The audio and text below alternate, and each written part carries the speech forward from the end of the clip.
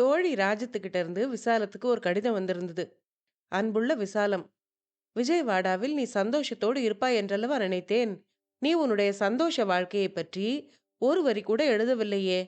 நானும் என் கணவரும் போன மாதம் உன் வீட்டுக்கு வந்திருந்த போது உனக்கு எப்படி இத்தனை நகைகளும் புடவைகளும் கிடைத்தன என்று நீ என்னை அதிசயத்துடன் கேட்டாய். அப்போது என் கணவர் என் கூடவே இருந்தபடியினால் இதை பற்றியெல்லாம் விவரமாக உன்னிடம் ஒன்றும் சொல்ல முடியவில்லை. விசாலம், கொஞ்சம் சாமர்த்தியம் மட்டும் இருந்தால் போதும். பெண்கள் எதை வேண்டுமானாலும் சாதித்துக் கொள்ளலாம். நம்மிடம் ஒரு பொருள் இல்லாத போதுதான் நமக்கு அதனுடைய மதிப்பு தெரிகிறது. மனைவி சதா சர்வகாலமும் புருஷனோடு இருந்து கொண்டு சமைத்து போட்டு அவருக்கு வேண்டிய பணிவிடைகளை செய்து வந்தால் மட்டும் புருஷனுடைய அன்பை சம்பாதித்து விட முடியாது. 4 மாதங்களாவது மனைவி பிறந்த வீட்டுக்கு போய் இருந்தால்தான் புருஷனுக்கு தன் மனைவியின் அருமை தெரியும். அப்பப்பா, அவள் எனக்காக என்னென்ன காரியங்கள் எல்லாம் செய்து வந்தாள். வேலைக்காரி கூட அந்த மாதிரி உழைக்க மாட்டாளே. அவளுக்கு நான் ஒரு நல்ல புடவை கூட இதுவரை வாங்கி தந்ததில்லையே என்று நினைத்து உருகுவார். ஆகவே 6 மாதங்களுக்கு ஒரு தடவை என் கணவரிடம் சென்று ஊருக்கு போய் அம்மாவை பார்க்க வேண்டும் போல் ஆசையாயிருக்கிறது. அம்மா என்னிடம் உயிரையே வைத்திருக்கிறாள். நான் போனால் ஏதாவது புது புடவையோ நகையோ பண்ணி போடாமல் அனுப்ப மாட்டாள் என்று ஆரம்பிப்பேன். இதை கேட்டதும் என் கணவர் கதிகலங்கி போய்விடுவார். இதற்காக நீ பிறந்த வீட்டுக்கு போக வேண்டுமா ராஜம்? நானே உனக்கு எல்லாம் வாங்கி தருகிறேன்.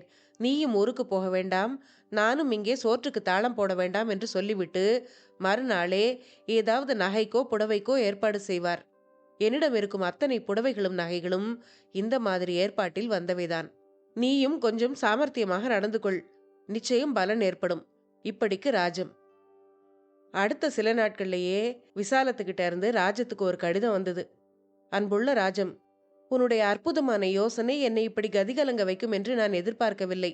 என் கணவரிடம் அம்மாவை பார்த்து ரொம்ப நாளாகிவிட்டது.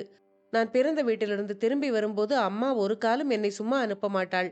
ஏதாவது ஒரு நல்ல நகை பண்ணி போடுவாள் என்று ஆரம்பித்தேன். அவ்வளவுதான். நான் முற்றிலும் எதிர்பாராத விதமாக என் கணவர் பதிலளித்தார். விசாலம், அது நல்ல யோசனை. நானே உன்னை அனுப்பலாம் என்று பார்த்தேன்.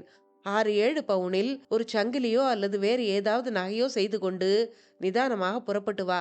நான் சமையல் செய்து சாப்பிட்டுக் கொள்கிறேன். நீ நகையோடு வந்தால் அதை கொண்டு அடுத்து ஏதாவது ஏற்பாடு செய்து கொள்ளலாம் என்று சந்தோஷத்துடன் அன்பு ததும்ப பேசி என்னை அன்று இரவே ரயிலேற்றி அனுப்பிவிட்டார். நான் இப்போது என் பிறந்த வீட்டில்தான் இருக்கிறேன். ஆனால் நகை செய்து போட்டு அனுப்புவது என் பெற்றோரால் இயலாது. நீ எனக்கு ஒரு 500 ரூபாய் பணம் அனுப்பி வை. நான் என் கணவரிடம் போனதும் அப்படியும் இப்படியுமாக சேர்த்து மெல்ல மெல்ல கொடுத்து விடுகிறேன். இப்படிக்கு விசாலம்.